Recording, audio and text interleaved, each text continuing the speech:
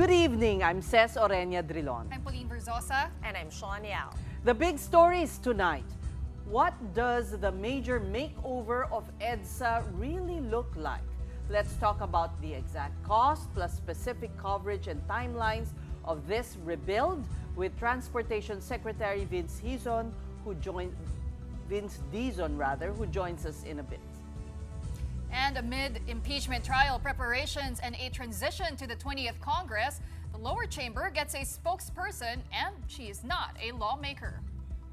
And Beijing is watching, as expected, its Coast Guard challenges and shadows the third civilian mission of the Atenito coalition in the West Philippine Sea.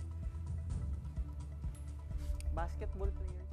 Diba matagal na ito pinagplanuhan nyo? Dapat along the way, gadagan yung rerouting or in-announce nyo na ito. The MMDA is convinced, and only after 2 days, the No Contact Apprehension Policy, or NCAP, is yielding better disciplined motorists. However, even senators have reservations about the planned odd-even scheme on EDSA next month. Gerard de la Peña has tonight's big story. It looked like there was a motorcade along Commonwealth Avenue in Quezon City on Tuesday morning. No one was swerving, and even if traffic slow, drivers stayed on their lanes, especially the motorcycle riders. Even cars did not dare cross the lane that was intended for motorcycles. Motorists are more cautious than ever. That's because disregarding traffic signs comes with a 1,000 peso fine. Now that a no-contact apprehension policy is back, at least along EDSA, a mere CCTV footage could hold you liable. On day 1 of NCAP's implementation on May 26, the MMDA recorded more than 1,000 traffic violators. But no letters have been sent to violators yet because all information had to undergo manual verification. Pag na-validate, dadaan na naman po siya sa another approval, isang supervisor to see kung tama ang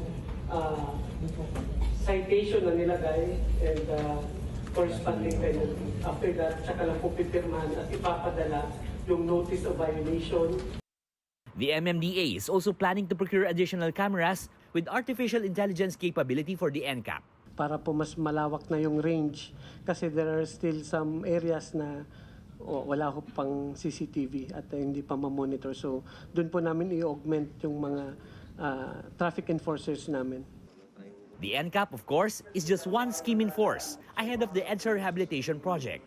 On May 27, transport officials discussed plans for the rebuild that kicks off June 13 with the Senate Committee on Public Services, Public Works and Finance. Committee Head Rafi Tulfo's main concern was the absence of alternate routes from the MMDA with only weeks to go before the major makeover. Di ba matagal na ito pinagplanuhan nyo itong rehabilitation sa EDSA?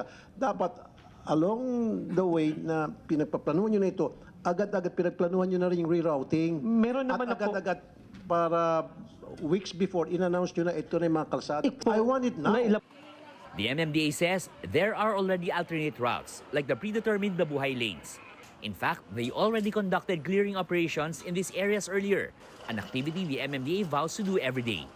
As for additional alternate routes, the MMDA is still finalizing those. The Department of Transportation promised to help the MMDA speed up the process. I think ang gagawin na lang po ng namin, together with MMDA, is we will show the routes very clearly in both map form, kamukha po nung nasa kamay nyo, at i-detalye yung turn by turn, kumbaga sa Waze, turn by turn na direction para dadaanan ng mga kababayan natin. At ito po ibibigay sa media at the latest by tomorrow. And while EDSA is being fixed, the odd-even scheme will be implemented, but only on the major thoroughfare. All other roads will still implement the number coding scheme. Dry run for the odd-even starts June 16, and for 1 whole month, there will be no apprehensions. Exempted from the scheme are electric and hybrid vehicles, motorcycles, non-motorized vehicles, emergency vehicles, buses, jeepneys, taxis, transport network vehicles, and marked government vehicles with official plates. Kung yan po ay may mapatunayan na epektibo, meaning napababa po talaga significantly ang number of vehicles sa EDSA, yan na po ay pag-uusapan ng ituloy-tuloy. Pero kung yan po ay makita na medyo either hindi effective or kaunti lang ang naging epekto, i-rethink po yan. The odd-even scheme will be in effect 24/7, something Senator J.V. Ejercito said would be too much for both motorists and commuters. Baka masyado mahirap na yung 24 hours. We have to adjust from time to time. Tignan muna kung okay muna yung 13 hours. Pag kulang, tsaka na sabihin yung 24 hours. Meanwhile, the DOTR announced that Skyway Stage 3 operator San Miguel Corporation has agreed to waive the toll for some segments during EDSA's rebuild. Metro Pacific Tollways Corporation is following suit. The MPTC operates the 8-kilometer NLEX connector traversing Caloocan City to Santa Mesa, Manila. San Miguel would offer Stage 3 of Skyway in a free. I think we also have a connector. Maybe we should do the same thing. I have to talk to our tollways. I think San Miguel has taken the lead there, and it was a good lead that they've done, and I think we should follow them. For News 5, Gerard de la Peña, we are One News. There's lots of confusion still when it comes to the EDSA rebuild and the schemes enforced ahead of it, like the NCAP and odd-even scheme. Now, we hope to get some enlightenment from our guest tonight, the transportation chief himself, Vince Dizon. Welcome back to the Big Story, Mr. Secretary. Kamusta ang traffic? We're assuming you're on the road. Yeah, opo, I am actually. I'm on EDSA actually right now, southbound po no, on EDSA. And as usual po, syempre yung traffic naman po hindi nawawala, ganun po talaga. Pero I think it underscores also no yung importance po ng desisyon ng ating Pangulo na once and for all we need to rebuild EDSA for the better, no? And it's going to be hard while this is happening. Pero ang utos naman po ng Pangulo maghanap po tayo ng mga iba't ibang paraan para pagaanin yung epekto nito sa ating mga kababayan. So that's what we're trying to do. We initially, together with MMDA and DPWH, proposed 5 initial interventions. DOTR proposed 3 of them, MMDA proposed 2. But we will continuously look for more ways to make this easier as we proceed with the rebuild of EDSA. All right, the 8.7 billion that will be spent for this rebuild I'm asking Secretary because sell it to us. Marami nang nagko-cold feet na talaga bang kailangan yan? Parang you'll just be paving the road and then putting asphalt overlay. What is the importance to the nation of this EDSA rebuild? Well, tingin ko naman po no, tayong halos lahat dito sa Metro Manila ay dumadaan ng EDSA kung di araw-araw, at least multiple times every week. At nakita naman po natin itong mga nakaraang taon, nakaraang dekada, kung paano po inaayos ang EDSA. Ang ginagawa po dito madalas nung nakaraan ay patsi-patsi, reblocking every weekend, every holiday. At nakita naman po natin na ang epekto nito. No? Nakita natin na baku-bako, nakita natin na madaling magbaha. Ako po mismo naglakad ng mahigit 5 kilometro along EDSA kahapon. At nakita ko din na talagang delikado at mahirap maglakad along EDSA. No? So I think all of these things are clear signs that we need to do something dramatic. And I think we have to give it to the President po that while this is a difficult decision to make because of all the hassle and the difficulties this is going to bring to motorists, he understands and he is bold enough to say that we need to do it and we need to do it now. But exactly, that's the point, no? Let me piggyback lang on what Ces said. Marami kasi nagsasabi, baka isang bonggang reblocking. Kumbaga, hindi namin ma-visualize, Secretary, kung ano pa ba yung madadagdag sa EDSA. Will there be more stations for the bus carousel, which I believe you mentioned before. Magkakaroon ba ng improvement doon sa sidewalk? Lalaki ba siya? Liliit ba siya? Kukumpletuhin ba? Yeah, help us visualize the end, the light, the end of the tunnel. Yes, thank you very much, Shawn. No? And I think pinakita naman po ng DPWH yung how they visualize the EDSA to be after the rebuild. No? And it's really a very different EDSA than what we have now. First of all, aayusin lahat ng patsi-patsing ginawa na ng mga nakaraang dekada. Kumpletong asfalto na yan. So very, very smooth ride na. Mula Pasay hanggang Monumento. Gagamitin po ng very high quality asphalt na sumisip-sip ng tubig, katulad ng mga nakikita natin sa ibang bansa. Kaya mababawasan din ang incidence ng flooding, mamimitigate ang flooding. Doon naman po sa outer lane, definitely po lalawakan at gagawing standardized na ang sidewalk para maprotektahan na ang ating mga naglalakad. Alam niyo po, nung pong naglakad ako kahapon, no, doon ko po talaga nakita kung gaano kadelikadong maglakad sa EDSA. No?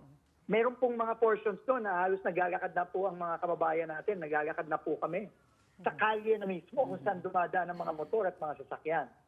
At ang pinakamaganda din dyan is pati yung drainage po lalakihan at papalawakin, no, yung ilalim ng EDSA para makapag-absorb ng tubig ulan kapag lalo na panahon ng tag-ulan. Kaya pati ho yun, may iwasan ang pagbaha, no, o mababawasan ang pagbaha. Mawawala ba yung mga poste? Ay, sorry, Sec. Mawawala ba yung mga poste sa sidewalk? Yung mga sobrang... Iba yun, no? Yun po medyo mahirap pong gawin yun, no? Kasi in the first place, wala ka ng paglilipatan nun, Shawn, no? At para ilagay mo sa ilalim yon, napakamahal nun. At ang kailangan gumawa nun ay yung ating mga public utility companies tulad ng Meralco, no? So hindi po kasama yon, no? Yung paglalagay sa ilalim ng ating mga electrical lines, no? But I think ang punto lang po ng gobyerno ngayon is matagal na pong pinaplano itong massive rebuild ng EDSA, ilang administrasyon na, pero wala po talagang naglakas ng loob na gawin.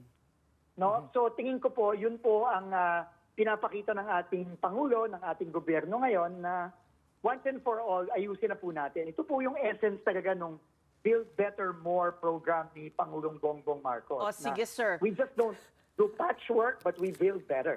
All right. On the odd-even scheme, this was proven not to have worked nung panahon ni FVR at the time, I believe, Secretary Orbos. Secretary Orbos was your predecessor.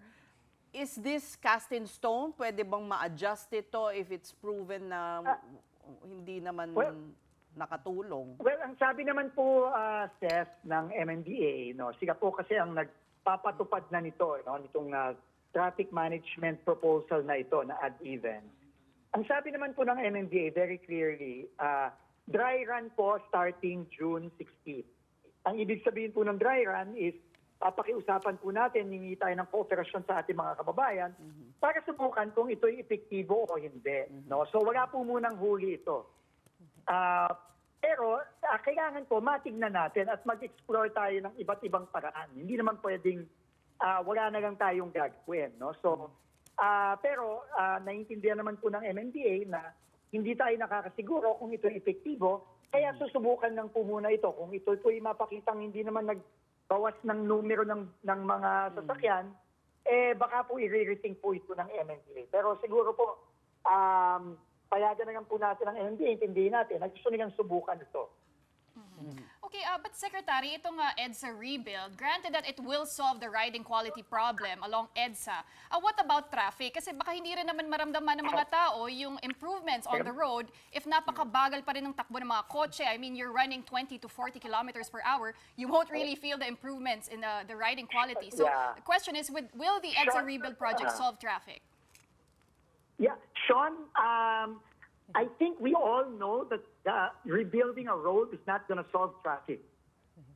No, what's going to solve traffic is mass transportation eventually. But we still need to fix our roads, Shawn. No, we never said that the EDSA rebuild will solve traffic and will magically remove traffic from EDSA. That's not what we're saying. No, and because that's just not true. What will solve traffic is when we finish the subway, when we finish all the other mass transport systems, when we further develop the busway carousel into a proper BRT system. Those are the things that are going to alleviate and eventually solve traffic. But we do have to fix our roads, especially our main boulevards in our capital metropolis, itong EDSA. Okay, but Secretary, this is Pauline, by the way, no? Well, you were talking Sorry, about Pauline. public transportation already. I wanted to ask about the China-made Dalian trains. They were procured by the government over a decade ago. Will they finally be used as an intervention while the EDSA rebuild project is ongoing? I don't think we can use them just yet. We are pushing our maintenance operator, Sumitomo of Japan, to fast-track the fixing of the Dalian trains so that they can be safely used by the commuting public. And the key word there, Pauline, is safe. No?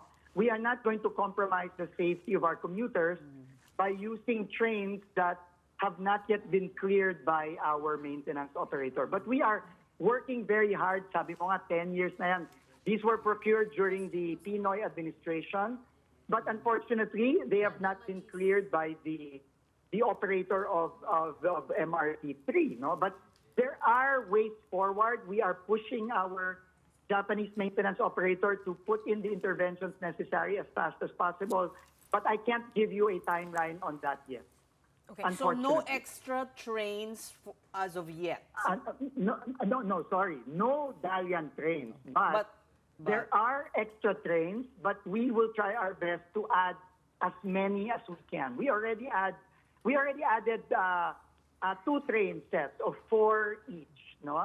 Just the past 2 months. From 18, we are now up to 20. We want to add about 3 to 5 more trains in the coming months. But again, we need to make sure these trains are safe for our commuters. Okay. Secretary, I'm borrowing this question from social media because I want to know also, bakit ngayon lang, kung pwede palang dagdagan ng mga bagon, why are we only doing this now? Can you explain like the process of, were there studies that had to be done? Procurement took forever? What? Yeah. Shawn, that's a good question. And I cannot speak for my predecessors, Shawn, and I'd rather not. No? The point is, when we came in, we pushed the management of MRT3 and our partners, and we were able to add 2 train sets. Dahil ngayon lang dumating si Vince Dizon. No, hindi naman po, ma'am. Hindi naman po ganon. But I think I really cannot speak to the past. What I want to focus on is trying to alleviate, based on the instructions of the President, the present commuting problems of the people who need these public transport facilities now, especially with the EDSA rebuild. All right, let's move to the buses. Ilan pong buses ang madadagdagan? Okay, for the buses po, when we came in po, there were 350 buses on the busway. We've added 50 already since then.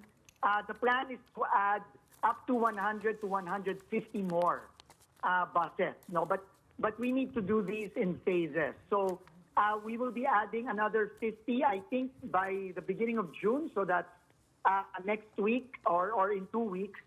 And then we will keep on adding until we hit the, right now, the maximum capacity that we feel the busway can accommodate, especially with the rebuild of roughly about 550 buses. So right now we are at 400. We aim to add 150 more para umabot po tayo ng 550. Okay, Secretary, balik tayo dun sa problem. I know that the MMDA is largely the one like conjuring up the traffic scheme and the alleviation scheme. Yeah, but were there studies done? Were there data that guided these decisions? Would you know kung pinagbasehan to sa mga, I don't know, like, because all we know is that JICA study of how much traffic costs us, which is over $1 billion a day, right? Yes. Apart from that, we don't, Opo, ang sabi po ng MMDA ni Chairman Don, pinag-aralan po nila ito, no? At sa pag-aaral nila, itong halimbawa, itong odd-even scheme, no? Makakapag-reduce ng up to 40%, no? But again, I think we have to also give it to Chairman Don that even if sinasabi nila may datos sila, gusto pa rin nilang i-dry run muna kung tingnan talaga kung sa totoong implementation magiging epektibo ito.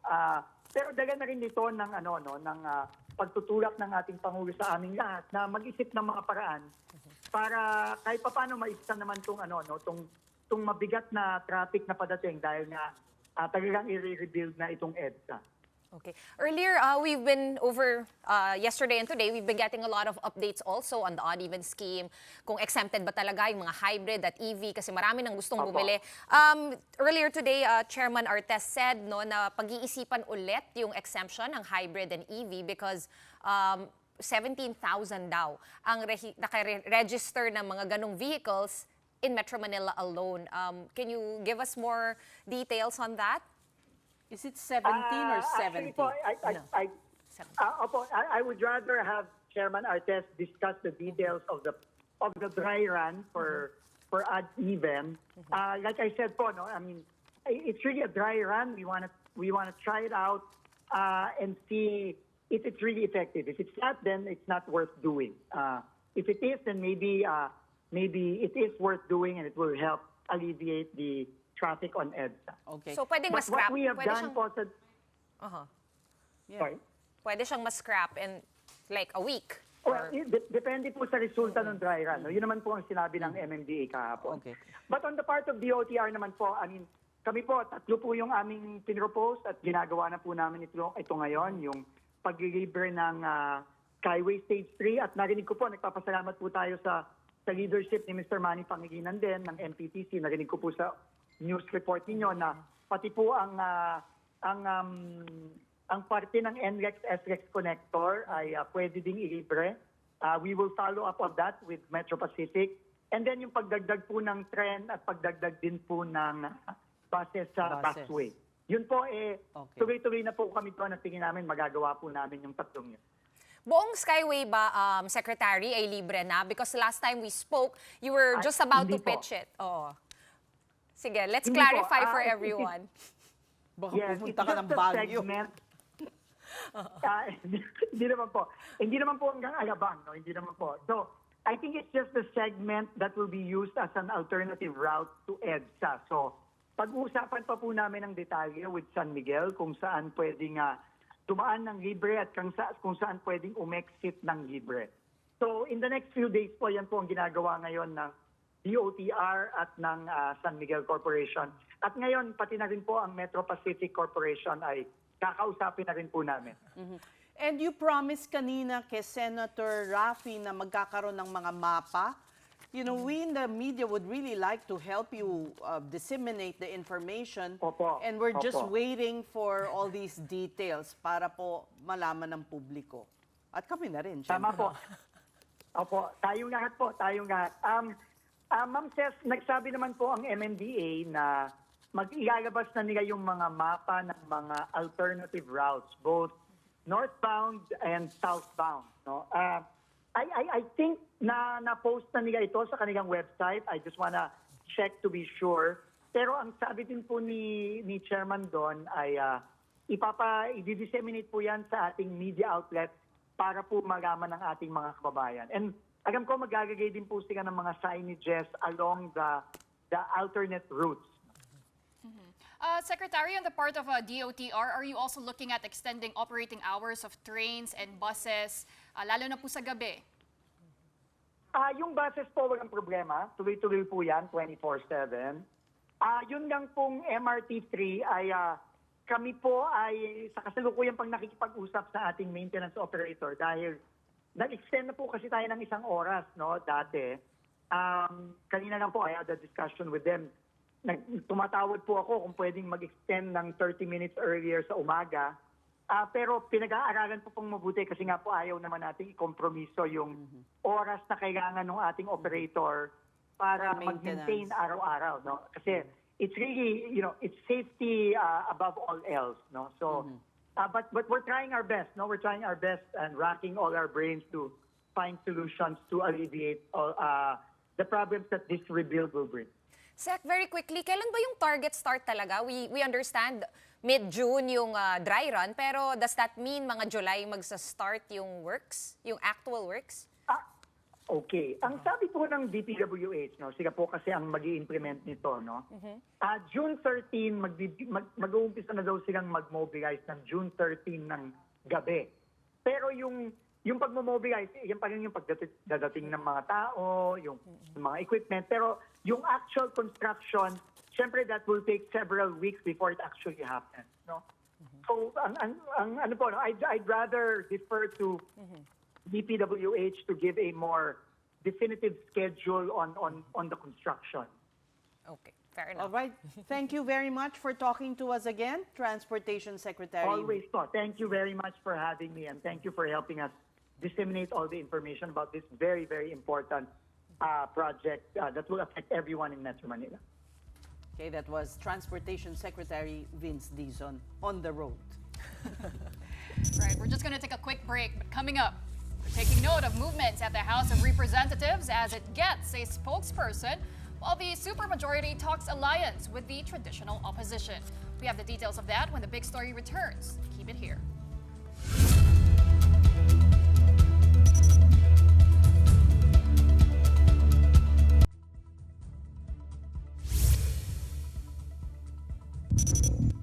The big story is back with lawyer Princess Abante, now spokesperson of the House of Representatives.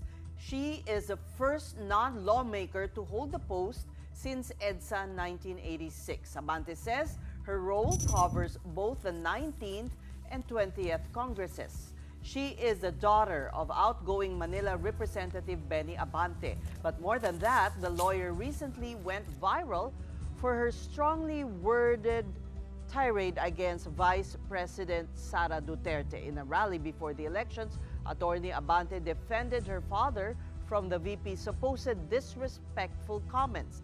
As to her appointment, Abante said she was approached by the House leadership about it. Asked why the lower chamber needs its own spokesperson, Abante had this to say. Ayaw talaga natin ng fake news, no? Kaya kailangan mas maging maayos yung mga pagpapaliwanag natin ng mga polisiya na binabalangkas ng Kongreso ngayon. And speaking of the new House spokesperson, Princess Abante, she did warn about interpreting survey results. She is, of course, referring to the latest findings of Pulse Asia. And that survey showed that the father-daughter tandem of former President Digong and Vice President Sara Duterte getting more trust among Filipinos compared to President Bongbong Marcos. The Pulse Asia poll also showed 50% of respondents against the filing of an impeachment complaint against Vice President Duterte. House Assistant Majority Leader Zia Alonto Adiong was among those who questioned Pulse Asia's methodology. He said that survey firms even got the midterm election results wrong. It really is, ito bang mga survey results na to really do mirror the perception, public perception, public support, no? Or public clamor, or would it actually a tool to condition the minds of the public? Kasi based on the recent result of the election, nakita natin mukhang hindi yon ang lumabas. And political analysts and pundits were really surprised. No? Ordinary people were surprised na hindi din pala ganun yung reflection na lumabas doon sa nakikita natin ng mga results ng survey pagdating doon sa possible na makakapasok na mga magiging panalo or makakapasok sa Magic 12. One political analyst also weighed in on the dip in President Marcos's trust rating. This is what he had to say. Rift between the president and the vice president, and it was further exacerbated by a lot of events. There was the impeachment, there was the eventual arrest of the former president. Majority of the people there on the ground will always be rooting for the Duterte. Definitely may hirapan talaga, no? Kahit na sinong politiko right now at this point in time to actually defeat the Dutertes or to put up even a good fight against the Dutertes, especially in Mindanao.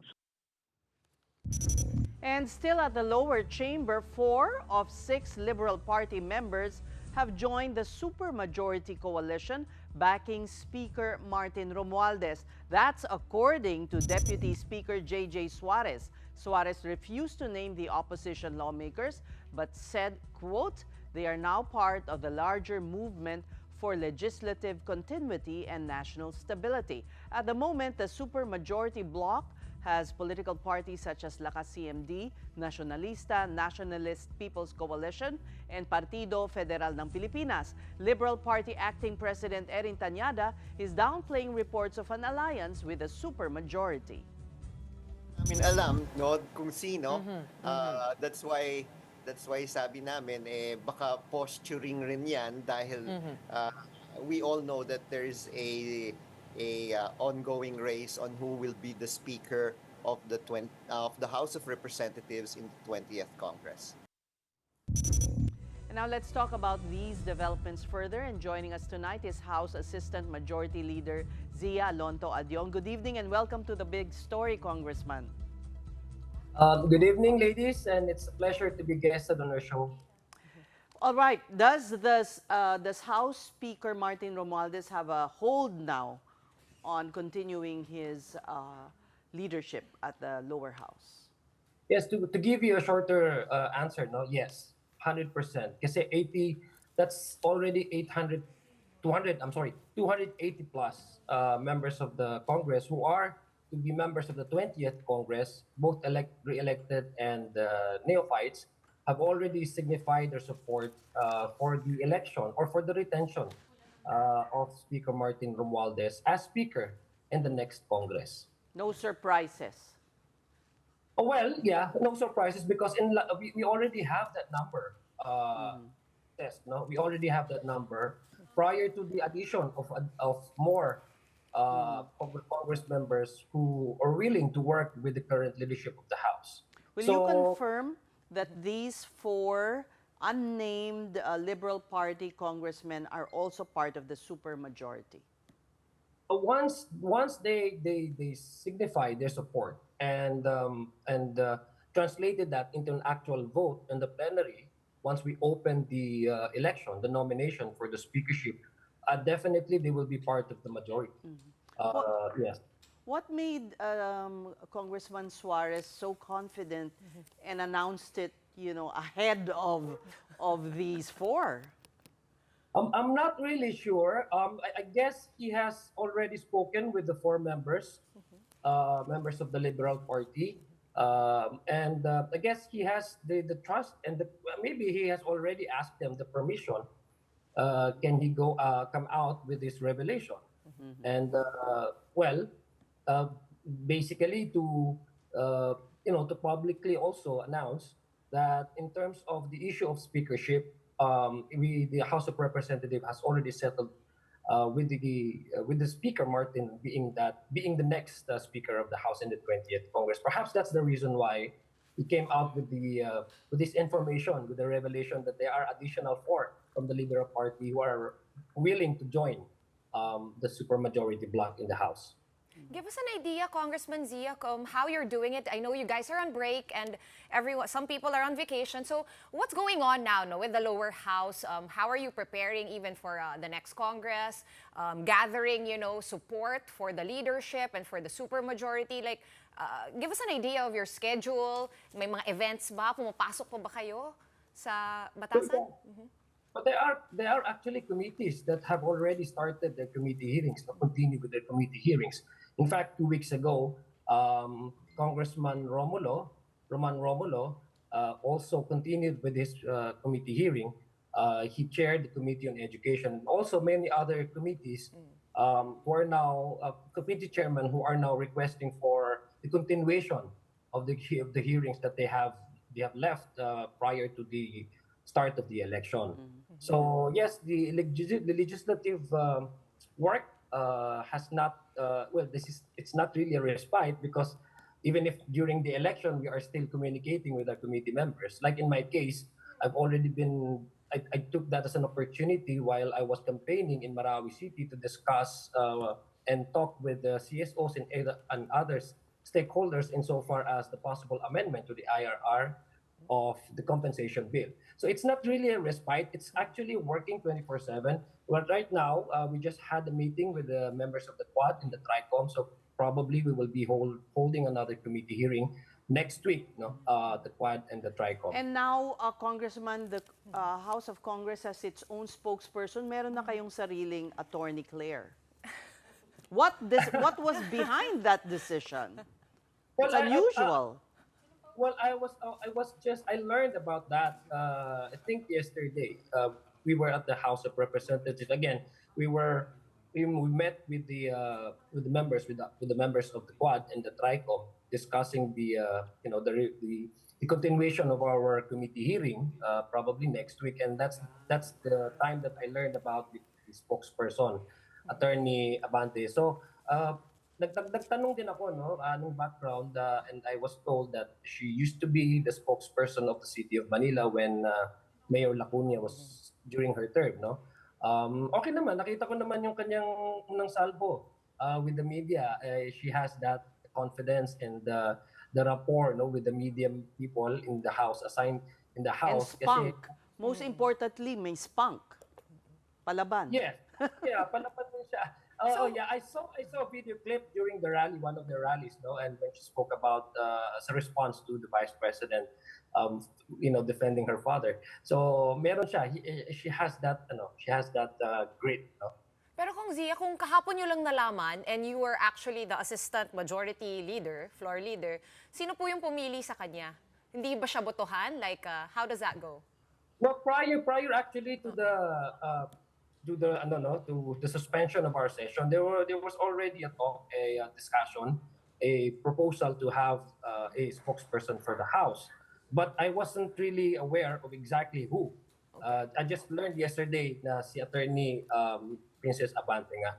So I don't know how they try to scout and perhaps pull in possible spokesperson, but definitely the primary criteria is that the person can communicate efficiently to the public what the House are doing, no, in terms of legislation, para ma-relay din sa publiko kung ano yung mga dapat nilang malaman as a matter of principle of transparency, of course.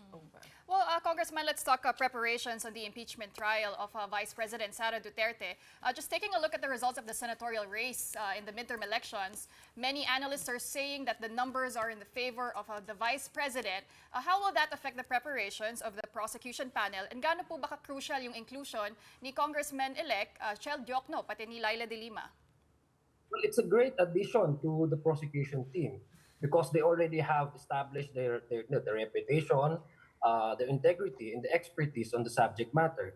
And so in terms of how they can present the evidences that the prosecution would present, I'm sure they would really, what do you call this? They can really convey efficiently, not only to the senator judges, but even to the public on how the country should really clamor for accountability, The issue really here in the impeachment case is that it should not be looked at who the person is being on trial, or being tried.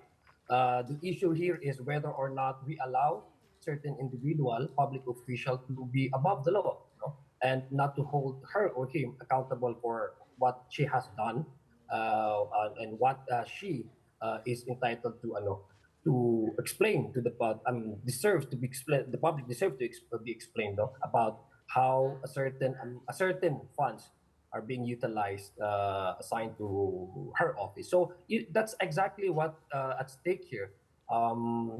Yung the people's right to be informed and the people's right to hold their officers accountable. May connection ba yung pagkukuha ninyo ng spokesperson or pagtatalaga ng spokesperson sa impeachment trial? Meaning, during the trial, when it starts, can we, syempre kami sa media, interesado kami dyan, siya ba yung hahabulin namin for, updates and all of that? Well, I'm not really privy as to what would be the role of the spokesperson, whether she will be limited in terms of informing the public as to the legislation that has passed or about to be passed by the House, or whether she would also play as a spokesperson for the impeachment prosecution team. So right now, I presume the reason why she was appointed as a spokesperson is in order to improve the communication line between the House of Representatives and of course to the people.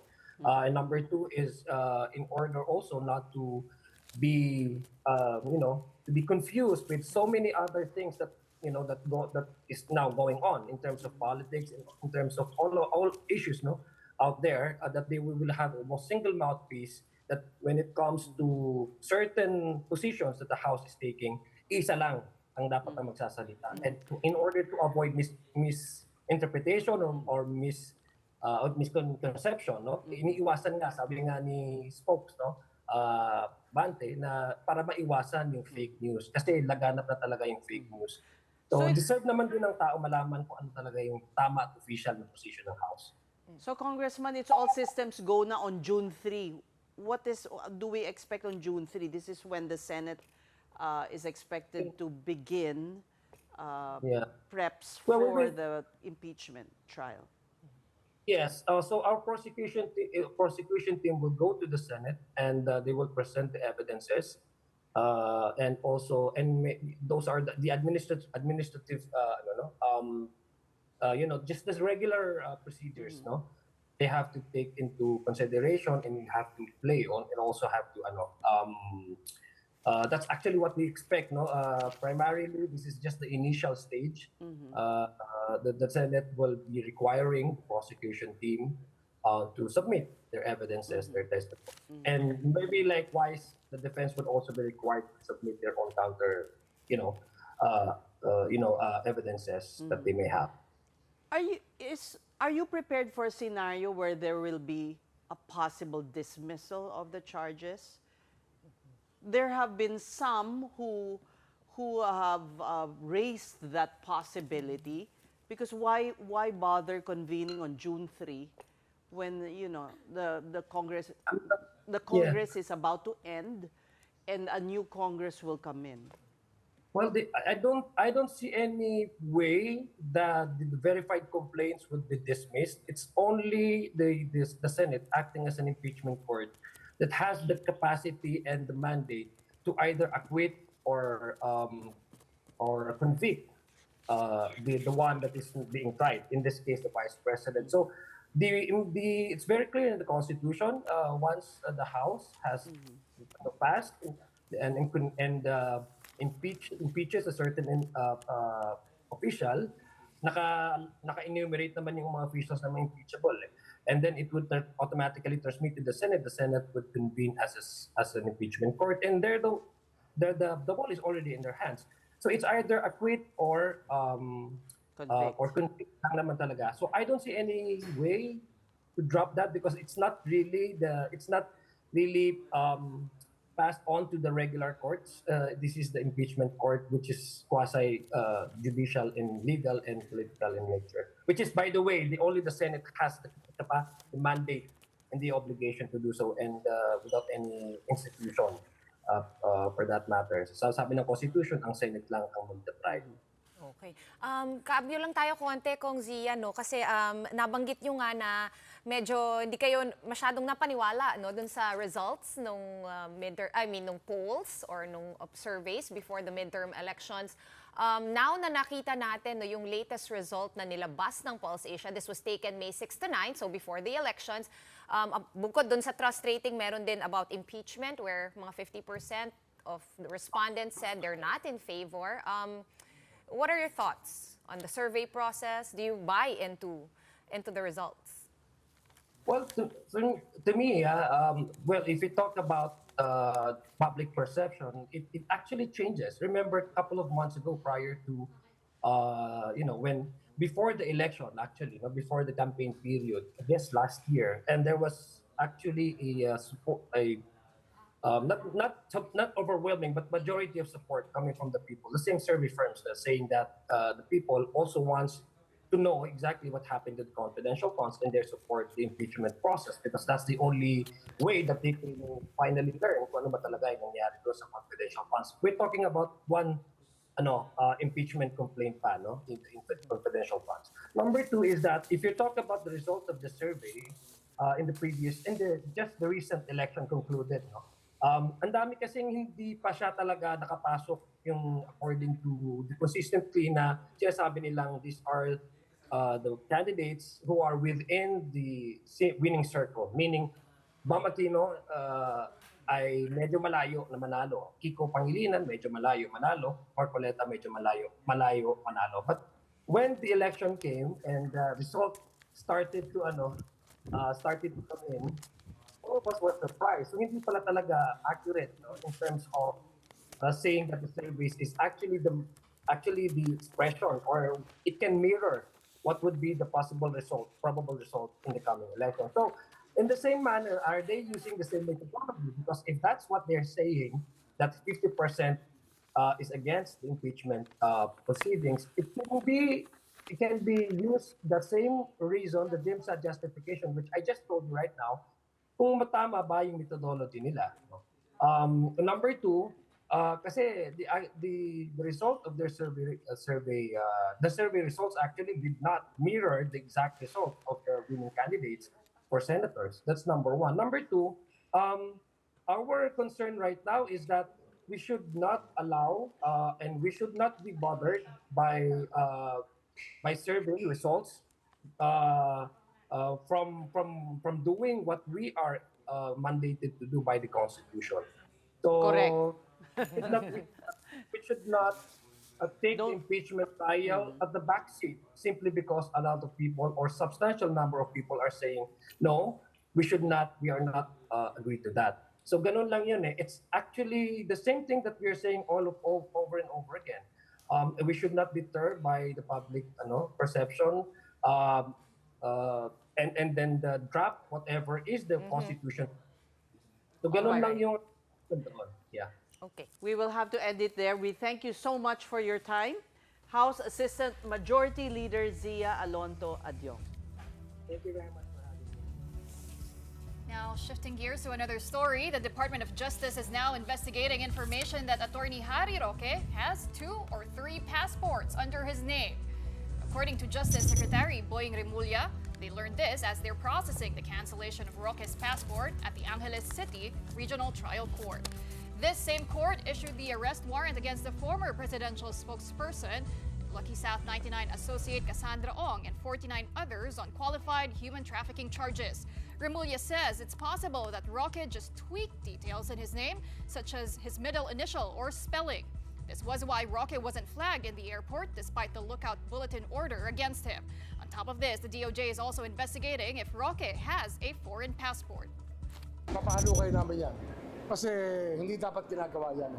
Kasi we are petitioning for the cancellation of his passport or passports. Kasi nga, fugitive from the law na siya. Hindi angkop ang asylum sapagkat ang human trafficking ay isang kasalanan na alam ng Europa na against our interest and against universal interest. Roque, for his part, called Remulla's statements fake news. Roque said, quote, "For the record, I am currently using one regular passport because the other regular one, or still a current, has no more blank pages. The Department of Foreign Affairs would certainly know that the previous current one is canceled without prejudice." Roque also clarified that his regular passport is now with Dutch authorities as part of his asylum application and that he is no longer using a diplomatic passport since he left government several years ago. Now, on the part of the CIDG, Major General Nicolas Torre III said their request with Interpol for a red notice against Roque is under evaluation.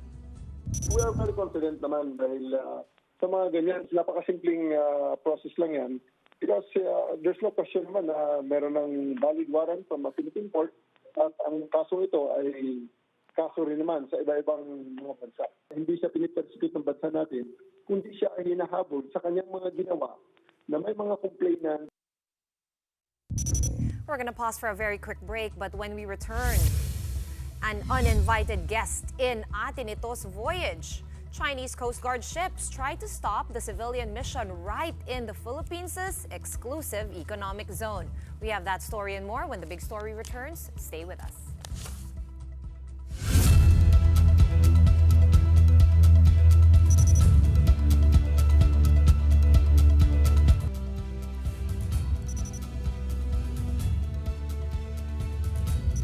Welcome back to the big story.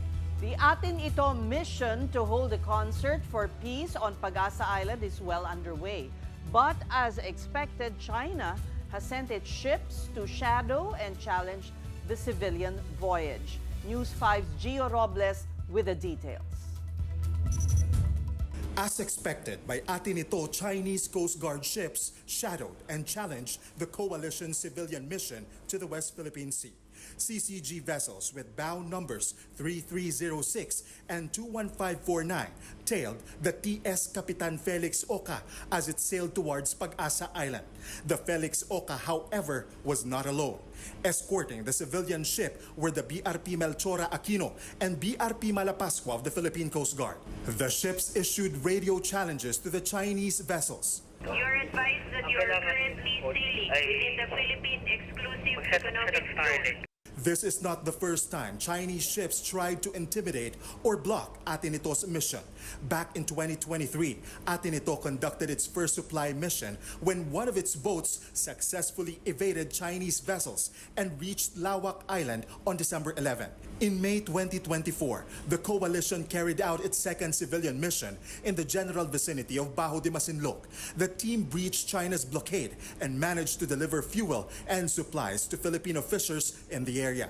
For this mission, Atinito targets to reach Pag-asa Island's territorial waters and hold a concert there. Binabantayan natin kung ano yung ginagawa nila. So far naman, shadowing pa lang. Pagka nagkaroon na ng sign ng mga dangerous maneuvering, dangerous maneuvering sila, that's the time na tayo, na abort the mission ako. On Tuesday, the Philippine Navy vowed full support to the mission as needed. Spokesperson for WPS Rear Admiral Roy Vincent Trinidad said that contingencies are now in place. Before leaving Palawan, Atinito held a send-off concert at El Nido. Local and international artists who joined the mission gave a glimpse of their upcoming concert.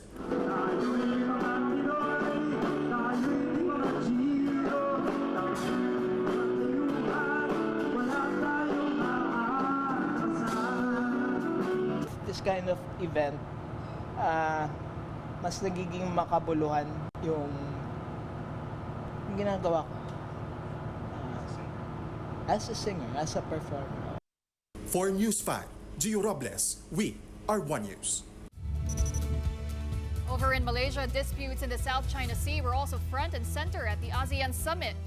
President Bongbong Marcos attended a series of high-level meetings where the importance of freedom of navigation and the SCS was discussed. Marcos also sought support for the Philippines' UN Security Council bid for 2027-2028. He encouraged Gulf nations to fund climate efforts. The president also backed the creation of unified halal certification regimes for MSMEs to ensure better protection for 2.7 million Filipinos in the region. He likewise raised concerns over the rising deaths in Gaza. Philippines calls upon all parties to adhere to their obligations under international law, with particular emphasis on the protection of civilians, especially women and children, and the facilitation of humanitarian assistance to all those who are in need. The city, known for its breathtaking lanterns, has put a patriotic twist on the traditional parol.